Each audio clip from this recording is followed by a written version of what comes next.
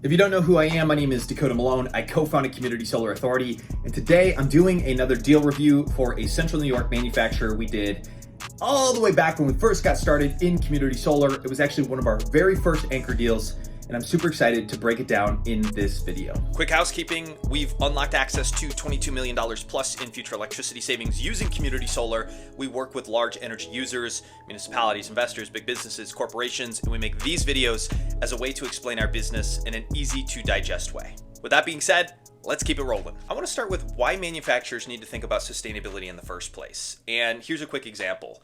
They typically have many overhead costs, but amongst the largest are labor and energy. What may not be so obvious is how quickly the landscape of these costs can change, and if you are not designed to be a resilient organization, how detrimental that could actually be. I remember I was on the Manufacturing Executive podcast with my friend Joe over at Gorilla 76 Marketing. Shout out to Joe. And we talked about the 4 pillars of sustainability, which to me is how I view all things sustainability. It's human, social, business, and environmental. Zooming into business sustainability and overhead costs and energy, think about how rising electricity costs are virtually guaranteed, right? If you look back historically, the cost of energy is continuing to have gone up. And you think about implementation of things like data centers and how much energy they are going to require in order to power and store and work with AI, they are going to continue to make electricity costs go up. So think about it like this. You're an average business owner, a manufacturer, you're opening up your utility bill every single month. And if you notice that it continues to go up every single month, you eventually reach a breaking point where you decide that you have to do something about it. And what we talk about our clients with is how do we make those decisions when the stakes are low? Because again, you don't want to be on the brink of destruction, but rising electricity costs could be the difference of being in the red or being in the black on any given month. And again, we have a thesis here at Community Solar Authority. The more sustainable you are, the more likely you remain in business. Side note, last thing to think about, it's never been, and Darwin did not say survival of the fittest. He said survival of the most adaptable. And that's what this podcast is all about. How do we adapt to the changing environment of overhead costs like energy, especially being in the manufacturing space? Second thing I want to discuss, kind of zooming into this actual CNY manufacturer that we worked with, was considering the energy supplier that they were already working with and adding community solar on top. So if you're in a deregulated market like New York or Illinois, where there is energy deregulation, where you choose the price of your electricity from a different energy supplier, this is very common for large users of electricity because it is a great way to guarantee the price and lock in or buy index blocks of energy, etc. If you don't know what that is, don't worry about it. But the point is that we use community solar as a cherry on top so that both of these things can work together and our customers can save additional dollars. When we approached this manufacturer on community solar, we needed to educate them that this was not energy supply. This is actually a completely different program. And again, really quick, New York has community solar legislation in place called New York Sun.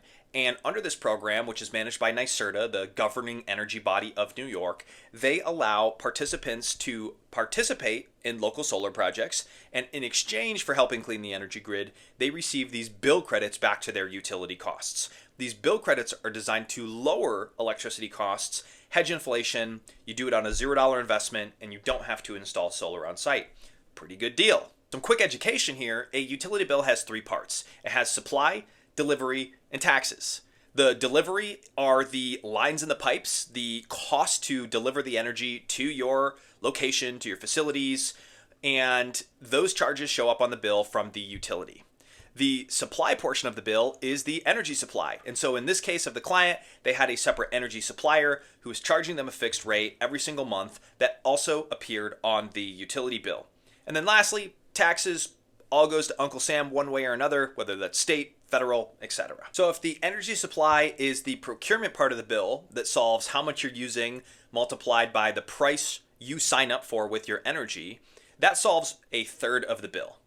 Now, community solar actually solves the entirety of the bill based on what shows up on the utility bill. Meaning, if they have an energy supplier, but it's billed separately, community solar and those bill credits do not affect that energy supply. we can't include it in the discount. But if it's billed by the utility, where the supplier is listed on the utility bill, then we can use those charges and incorporate them into a community solar rollout. But the short bit is that you can ultimately use both. Even if your supplier is billed separately, we can apply community solar credits directly to your delivery costs and offset your bill. And ultimately, community solar works as a cherry on top and in tandem with all things energy supply. Therefore, you could go ahead and choose your energy rates, get your supply locked in, and then you can use community solar essentially as a coupon, which I talk about a lot on our YouTube and a podcast, essentially as a coupon for your electricity costs, so that every single month you have this discount that's automatically applied based on the value of the bill credits generated. What this really means is that community solar serves as a meaningful way, again, on a $0 investment, no changes to the property, to create a hedge against those rising electricity costs that we talked about at the top of the podcast, aka it's extremely valuable. All right, so let's dive into this actual manufacturing business, and I can tell you all about the case study. I remember stopping into their business. Again, this was when we first started, and it was a freezing cold winter day, and I went to meet with the head guy. This was one of the very first organizations that we worked with that would be considered an anchor client or a large user of electricity, and he actually inspired me to change my entire business model after a single conversation. These guys were a private business, family owned. They had a smaller footprint, maybe spending around $100,000 a year on electricity, but they knew that they wanted to save however they could with this sustainability piece in mind. So again, at the time, a $100K in spend would allow us to deliver about $10,000 in electricity savings every single year. I remember watching the light bulb in this guy's head go off, and that also triggered it for me as well. I realized that he saw this investment, which wouldn't cost him anything and would bring him guaranteed savings, as a no-brainer. And that's exactly how we see community solar, but it allowed me to expand my mind and think bigger, because if he was thinking that this was a no-brainer at $100K in spend, then what would someone using millions of dollars in spend think? They would also think it's a no-brainer. And so going on 7 years now at Community Solar Authority, for the last half decade, we've been working specifically with large users of electricity, helping them access the community solar program turnkey and make the easy decision to find ways to hedge against rising electricity costs. Ultimately, this meeting with this guy ended with an LOI and his commitment to move forward, and we began to source him a community solar project. We sourced him a project within a couple of months. He was able to enroll and sign up, access those initial $10,000 a year in savings, and from there on out, we changed our entire business model to exclusively working with large energy users.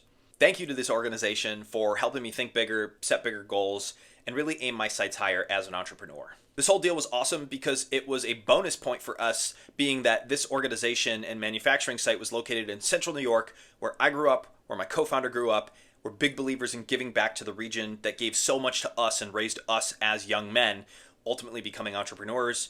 And so we love supporting the places where we grew up.